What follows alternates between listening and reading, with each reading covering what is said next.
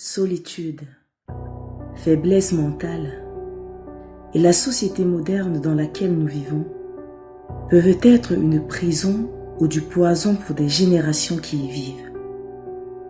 L'homme, dans son principe, est doté de capacités et de possibilités d'élévation inimaginables. Mais comme dans toute possibilité, il existe bien sûr des forces qui peuvent contrecarrer le grand plan d'élévation cosmique de l'homme. Et l'une d'elles est la luxure.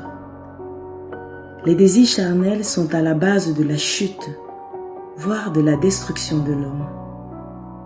L'énergie sexuelle étant la force primordiale de l'être humain, elle contient en elle des milliers de possibilités qui peuvent être utilisées pour une élévation spirituelle, tout comme elles peuvent être utilisées pour une chute. Et la pornographie est bien la forme de sexualité la plus basse qu'il soit. Des entités de vibrations très basses sont nourries lors des tournages de ces films dits pour adultes et pendant le visionnage de ces derniers. Un lien est alors créé entre tous ceux qui participent directement ou indirectement à l'acte posé, construisant ainsi une chaîne de dépendance à ces entités. Salut à tous et bienvenue sur ma chaîne YouTube. Abonnez-vous, likez et commentez. La pornographie est la représentation complaisante, à caractère sexuel, de sujets, de détails obscènes dans une œuvre artistique, littéraire ou cinématographique. Cette représentation explicite d'actes sexuels finalisée pour but de susciter de l'excitation sexuelle. Le terme se confond aujourd'hui avec la perception à travers le prisme des films pornographiques, soit une représentation d'actes sexuels ayant pour objectif d'exciter sexuellement le spectateur. Ainsi, certains membres de l'industrie la définissent comme avant tout un objet de divertissement qui a pour finalité la masturbation. Avec l'arrivée d'Internet, plus de la moitié des êtres humains se retrouvent ainsi soumis, volontairement ou non, à des images obscènes qui bien sûr influencent leur psyché. Mais dans une vision plus élevée, les racines de la pornographie sont dans l'esclavage et l'abus d'autrui. Cela reste la base de la pornographie moderne. Elle cherche à tirer profit de la dépendance à la luxure, sans se soucier du moindre impact sur les dépendants qu'ils asservit, ni sur les hommes et les femmes représentés par les pornographes, eux-mêmes asservis par leur luxure et leur cupidité. L'industrie de la pornographie veut être perçue comme acceptable, respectable et même bénéfique. Mais rien ne permet de le prouver. En réalité, la pornographie ne fait que causer de terribles souffrances dans tous les domaines.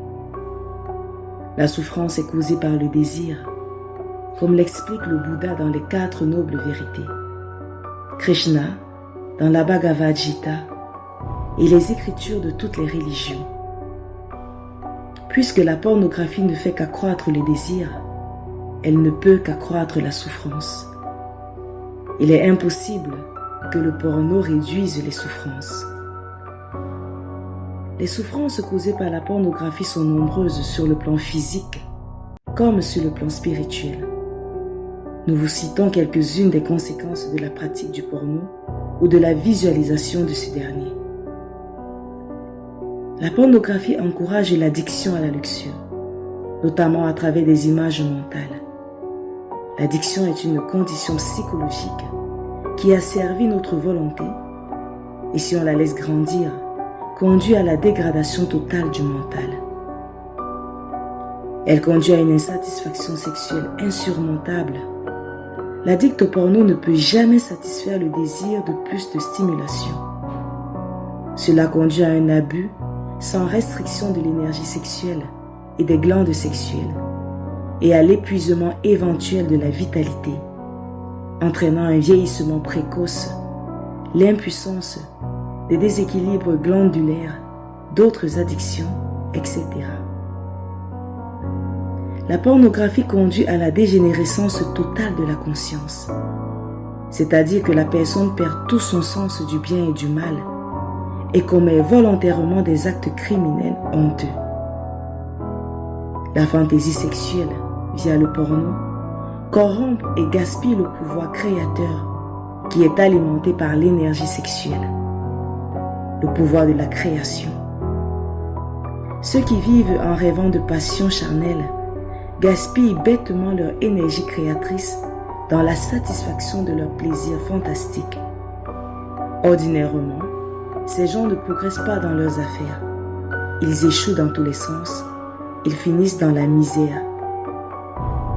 La pornographie ouvre la porte à la magie noire, à la sorcellerie et à d'autres pratiques néfastes. Par exemple, ce qui est promu comme tantra est en réalité de la magie noire. Il utilise la luxure pour développer des pouvoirs négatifs. La pornographie endommage le cerveau et le cœur. En épuisant le système endocrinien, toutes les glandes perdent leur équilibre et leur force, entraînant des troubles du sommeil, des sautes d'humeur, des difficultés à prêter attention, etc. Le cœur devient terne, sombre, vide, rempli d'insatisfaction, de désespoir, de solitude. Il perd ainsi sa sensibilité, son empathie, son sens du bien et du mal. Regarder de la pornographie est un acte d'adultère et de fornication. Étudier le vrai sens de ces mots pour comprendre ce point critique. Qu'est-ce que l'adultère et qu'est-ce que la fornication? Puisque le développement spirituel authentique est le processus de croissance des qualités de la conscience telles que l'amour, le sacrifice pour les autres, l'humilité, la compassion, cela signifie que la spiritualité authentique est totalement incompatible avec la luxure. On ne peut pas grandir spirituellement si on est impliqué dans l'esclavage et la prostitution d'autrui, ni dans l'addiction à la luxure. Par conséquent, ceux qui veulent sincèrement un développement spirituel doivent totalement abandonner la pornographie. La luxure n'est pas un problème physique, elle est psychologique. La cause de la luxure est dans le mental, pas dans le corps.